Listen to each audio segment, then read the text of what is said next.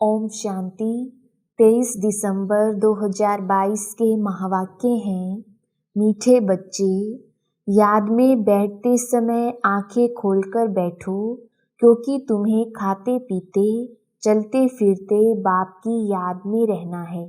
प्रश्न: भगवान को ढूंढने के लिए मनुष्य दर दर धक्के क्यों खाते हैं? कारण: उत्तर: क्योंकि मनुष्यों ने भगवान को सर्वव्यापी कह बहुत धक्के खिलाए हैं। सर्वव्यापी है तो कहाँ से मिलेगा?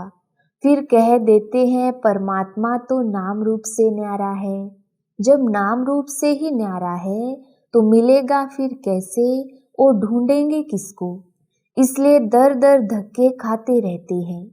तुम बच्चों का भटकना अब छूट गया।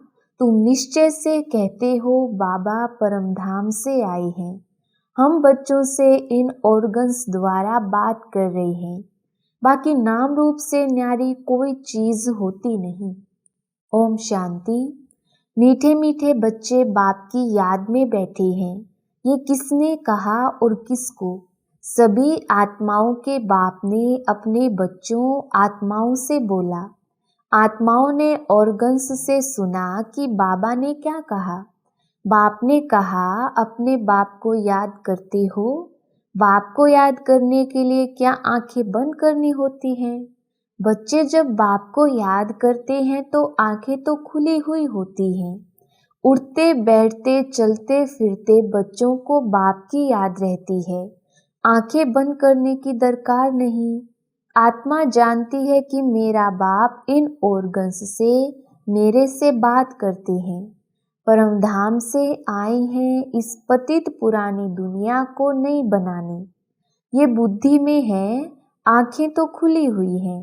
बाबा बात करते हैं, तुम सुनते भी हो और याद भी हो। कौन सुनाते हैं? परम पिता परमात्मा। उनका नाम क्या है?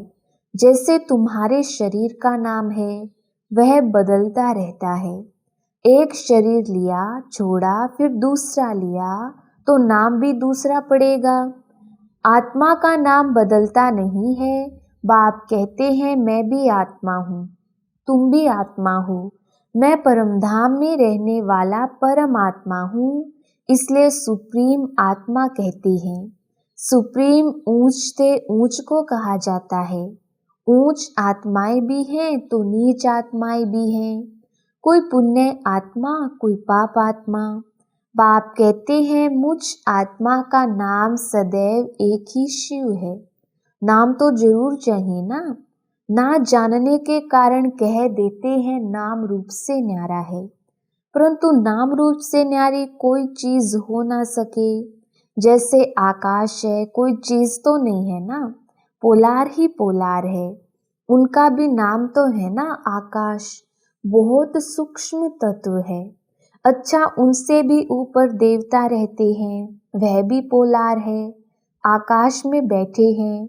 फिर उनसे भी ऊपर और आकाश, उसमें भी आत्माओं के बैठने की जगह है, वह भी आकाश है, जिसको ब्रह्म तत्व कहते हैं। ये तीन तत्व हैं, स्थूल, सूक्ष्म, मूल। आत्माएं तो जरूर पोलार में रहेंगी ना। तो तीन आकाश हो गए। इस आकाश में खेल होता है तो जरूर रोशनी चाहिए। मूल वतन में खेल नहीं होता, उसको ब्रह्म तत्व कहते हैं। वहाँ आत्माएं निवास करती हैं। वह है ऊंच से ऊंच 3 लोक, अर्थात 3 मंजिल है दुनिया की। ऐसे नहीं सागर के नीचे कोई लोक है, पानी के नीचे फिर भी धरती है जिस पर पानी ठहरता है। तो यह है 3 लोक, साइलेंस, मूवी और टोकी। यह शिव बाबा बैठ समझाते हैं। क्या शिव बाबा को आंखें बंद कर याद करना है? नहीं। दूसरे लोग आंखें क्यों बंद करते हैं? क्योंकि आंखें धोखा देती हैं। मनुष्य खुद कह देते हैं परमात्मा नाम रूप से न्यारा है, फिर कहते हैं पत्थर भीतर सब में है, 24 अवतार हैं, कछमछ अवतार है। वास्तव में है सब झूठ ही झूठ। ईश्वर को सर्वव्यापी कह कितना रोला कर दिया है। भक्ति मार्ग है ही धक्का खाने का मार्ग। मुझे भी पूरे धक्के खिलाते हैं। अब भगत भगवान को याद करते हैं कि हमको भक्ति से धक्कों से बचाओ। जब यहाँ आकर मिलते हैं तो कहते हैं, बाबा हमने आपको बहुत ढूंढा, बहुत धक्के खाए, परंतु आप मिले नहीं। अरे कब से धक्के खाए बाबा, ये पता नहीं। अब बाप समझाते हैं, ज्ञान से ही सद्गति होती है। मनुष्य कुंभ के मेले पर धक्के खाने जाते हैं। जहाँ भी पानी होगा वहां जाकर स्नान करेंगे। कुंभ अर्थात संगम असूल है आत्मा और परमात्मा का मेला, परंतु भक्ति में फिर वह सागर और पानी का मेला बना दिया है। देश देशांतर मेला लगता है, वह है पानी में स्नान करने का मेला। कई इन बातों को मानते हैं, कई नहीं भी मानते हैं। कई तो ना भक्ति को ना ज्ञान को मानते हैं। बस मनुष्य पैदा होता है फिर मरता है, नेचर ही है। अनेक मतें हैं, एक ही घर में स्त्री की मत और पुरुष की मत हो जाती है। एक पवित्रता को मानेंगे, दूसरा नहीं मानेंगे। अभी तुमको श्रीमत मिल रही है, गाया भी हुआ है श्रीमत भगवानुवाच। उनकी मत से ही मनुष्य से देवता बन जाते हैं।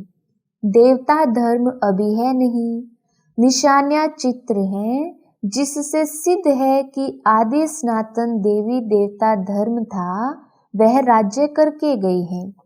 पुराने से पुरानी चीज है देवी देवताओं की। लॉर्ड कृष्णा कहते हैं, बातों कहेंगे गॉड श्री नारायण। तुम जानते हो लक्ष्मी नारायण का राज्य था, जिसको वैकुंठ कहा जाता है। श्री कृष्ण वैकुंठ का मालिक था, सत्युग का प्रिंस था। वही फिर कृष्ण द्वापर में कैसे गया? उसी नाम रूप से तो आ ना सके। वो जो चैतन्य था, उनके जड़ चित्र यहाँ है, परंतु वह आत्मा कहाँ गई, ये कोई नहीं जानते। बाप बतलाते हैं, आत्मा 84 जन्म लेते अभी यहाँ पार्ट बजा रही है। भिन्न नाम रूप देश काल का पार्ट बजाती आई है। आत्मा ही कहती है, हम एक शरीर छोड़ दूसरा लेते हैं। नाम रूप देश काल मित्र संबंधी सब अलग अलग हैं, दूसरे जन्म में बदल जाएंगी। तुम जानते हो अभी हम पढ़ रहे हैं, फिर हम 100 देवी देवता बनेंगे। सूर्यवंशी में 8 जन्म लेंगे, एक शरीर छोड़ दूसरा लेंगे। वह गर्भ जेल नहीं, गर्भ महल होगा। यहाँ गर्भ जेल में बहुत सजा भोगते हैं। दुख होता है तब कहते, बस अभी बाहर निकालो, हम फिर पाप नहीं करेंगे। परंतु बाहर माया का राज्य होने कारण फिर से पाप करने लग पड़ते हैं। वहाँ गर्भ महल में आराम से रहते हैं। तो बाप कहते हैं, सब वेद शास्त्र आदि का सार मैं तुमको ही समझाता हूँ। अच्छा बाबा कुंभ के मेले पर समझाते हैं, बहुत स्नान करने जाएंगे, बहुत भीड़ होगी। इलाहाबाद में त्रिवेणी पर मेला लगता है। अभी वह कोई संगम तो है नहीं, संगम होना चाहिए सागर और नदियों का। ये तो नदियों का संगम है, 2 नदियां मिलती हैं। वह फिर कह देते तीसरी नदी गुप्त है। अब गुप्त नदी तो कोई होती नहीं, है ही 2 नदियां। देखने में भी 2 आती हैं, एक का पानी सफेद, एक का मैला दिखाई देता है, और तो कोई है नहीं। गंगा जमुना है, 3 नहीं है, ये भी झूठ हुआ ना। संगम भी नहीं है। कलकत्ते में सागर और ब्रह्मपुत्रा मिलती हैं। नाव में बैठकर उस पार जाते हैं, वहाँ मेला लगता है।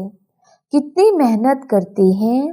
अमरनाथ पर तीर्थ यात्रा करने जाते हैं, वहाँ भी शिवलिंग की मूर्ति है, वह घर में भी रख सकते हैं, फिर वहाँ जाने की दरकार नहीं। ये भी धक्का खाना ड्रामा में नूंद है। त्रिवेणी में जाते हैं, समझते हैं वह पतित पावनी है। कोई कोई को ये भी मालूम नहीं कि नदियाँ कहाँ से आती हैं, पहाड़ से आती हैं, परंतु पानी तो सागर से आता है। बादल बरसते हैं तो ऊंचे पहाड़ होने कारण बर्फ जम जाती है। फिर धूप लगने के कारण जब बर्फ गलती है तो पानी इकट्ठा होकर नदियों में आता है। अब विचार करो कि पतित पावन परम पिता परमात्मा, ज्ञान का सागर व ज्ञान नदियाँ व पानी का सागर और नदियाँ बहुत अंधकार में धक्का खाते रहते हैं। अब उनको कैसे बताएं कि ये पतित पावनी नहीं है, ये तो बरसात का पानी है। बादलों से पानी आता है, बादल फिर सागर से पानी खींचते हैं। पानी तो पतित पावन हो नहीं सकता। गाते भी हैं पतित पावन सीताराम, हे पतित पावन आओ। आत्माएं कहती हैं, हे पतितों को पावन बनाने वाले बाबा रहम करो। बाप समझाते हैं, ये भक्ति के धक्के खाने से कोई पावन नहीं बनते हैं। ये नदियाँ तो अनादि हैं ही, पानी है पीने और खेती करने के लिए, वो कैसे पावन करेगा।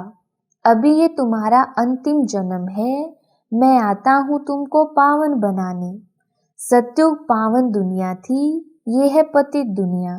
जो पावन थे वही 84 जन्म ले पतित बने हैं, इसलिए फिर पावन बनने के लिए बाप को बुलाते हैं। आधा कल्प से उतरती कला होती आई है। भारत सत्युग में बहुत सुखी था, पावन था।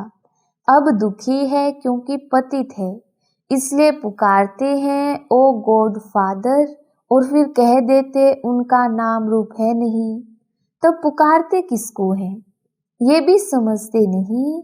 जैसे कहते हैं आत्मा स्टार मिसल है, चमकता है अजब सितारा। आत्मा बिल्कुल छोटी बिंदी मिसल है। टीका भी यहाँ लगाते हैं और कहते हैं भ्रुकुटी के बीच चमकता है अजब सितारा। तो इतनी छोटी सी बिंदी आत्मा में 84 जन्मों का अविनाशी पार्ट नोंदा हुआ है, वह कभी मिट नहीं सकता। ये सारा नाटक इमॉर्टल है, चक्र फिरता रहता है। ऐसे नहीं सृष्टि एक जगह खड़ी है। आदि सनातन देवी देवता धर्म जो पहले था वो अब नहीं है। जरूर जब ना हो तब तो मैं आऊं, मैं आकर फिर से देवी देवता धर्म की स्थापना करता हूँ। तो चक्र फिरता है, हिस्ट्री ज्योग्राफी फिर रिपीट होती है। सत्युग में सूर्यवंशी राज्य था, त्रेता में चंद्रवंशी। अब फिर तुमको 84 जन्मों का पता पड़ा है ना, कैसे हम चढ़ती कला में आते हैं। बाप सभी बच्चों को पतित से पावन बनाने का रास्ता बताते हैं। ऐसे नहीं कहते कि आंखें बंद कर मुझे याद करो, खाते पीते चलते मुझे याद करना है। आंखें बंद कर खाना खाएंगे क्या, मक्खी अंदर चली जाए। तुम बच्चों की आत्मा जानती है कि बाबा हमको पढ़ा रहे हैं। वो कहते हैं बच्चे मुझे याद करो तो तुम पावन बनेंगे। जितना समय यात्रा में रहते हैं तो मनुष्य पवित्र रहते हैं, लौटकर आते हैं तो घर में फिर पतित बन जाते हैं। तुम्हारी है रूहानी यात्रा जो बाप कराते हैं। बाप कहते हैं तुमको अमरलोक में चलना है तो मुझे याद करो। आत्मा पवित्र होने से ही तुम उड़ सकेंगे, अंतमति से गति होगी। बाप की श्रीमत से ही सद्गति मिलती है। श्रीमत कहती है हे आत्माएं मामेकम याद करो तो खाद निकल जाए और तुम मुक्ति धाम में चले जाएंगे, फिर जीवन मुक्ति में आएंगे। इस चक्र को समझने से तुम चक्रवर्ती राजा बनेंगे। सत्युग त्रेता में तुम पावन थे, फिर बाप तो पूछेंगे ना कि तुमको पतित किसने बनाया। ये भी अभी तुम बच्चे समझते हो कि जब से रावण राज्य शुरू होता है तो पतित बनने पड़ते हैं। आधा कल्प के बाद पुरानी दुनिया हो जाती है, फिर तुमको सुख तो नई दुनिया में मिलना चाहिए। वह मैं ही आकर देता हूँ। हम तुमको पावन बनाते हैं, वह तुमको पतित बनाते हैं। मैं वर्षा देता हूँ, रावण श्राप देते हैं। ये खेल है। रावण तुम्हारा बड़ा दुश्मन है, उनका बुत बनाकर जलाते हैं। कभी देखा शिव का चित्र उठाकर जलाएं? नहीं, शिव तो है निराकार। राम सुख देने वाला, उनको कैसे जलाएंगे? दुख देने वाला है रावण। कहते हैं यह अनादि जलाते आते हैं। तो क्या शुरू से ही रावण राज्य था? राम राज्य हुआ ही नहीं। ये सब समझाना पड़े। रावण राज्य कब से शुरू हुआ ये किसको पता नहीं। आधा कल्प से शुरू होता है। तुम सब द्रौपदियां पुकारती हो, बाबा हमारी रक्षा करो। अरे तुम बोलो हमको पतित बनना ही नहीं है, हिम्मत चाहिए, नष्टो मोहा बनना है। मैं शरण तब दूंगा जब तुम नष्टो मोहा बनेंगी। मेरा तो एक शिव बाबा, दूसरा ना कोई। पति बाल बच्चे याद पड़ते रहेंगे तो वर्षा पा नहीं सकेंगे। गृहस्थ व्यवहार में रहते हुए बाप को याद करो। अच्छा, मीठे मीठे सिकिलदे बच्चों प्रति माता पिता बाप दादा का याद प्यार और गुड मॉर्निंग। रूहानी बाप की रूहानी बच्चों को नमस्ते। हम रूहानी बच्चों की रूहानी बाप दादा को याद प्यार, गुड मॉर्निंग और नमस्ते जी। धारणा के लिए मुख्य सार। पहला पॉइंट, श्रीमत पर सबको पावन बनाने का रास्ता बताना है। पतित पावन बाप का परिचय देने की युक्ति रचनी है। दूसरा पॉइंट, बाप से वर्षा लेने के लिए व बाप की शरण में आने के लिए पूरा पूरा नष्टो मोहा बनना है। आँख खोलकर बाप को याद करने का अभ्यास करना है।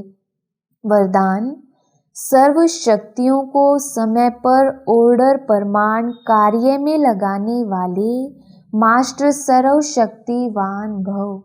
विस्तार, मास्टर का अर्थ है कि हर शक्ति जिस समय आह्वान करो तो वो शक्ति प्रैक्टिकल स्वरूप में अनुभव हो। जिस समय जिस शक्ति की आवश्यकता हो उस समय वो शक्ति सहयोगी बने। शक्ति को ऑर्डर किया और हाजिर। ऐसे भी नहीं ऑर्डर करो सहन शक्ति को और आए सामना करने की शक्ति, तो उसे मास्टर सर्वशक्तिमान नहीं कहेंगे।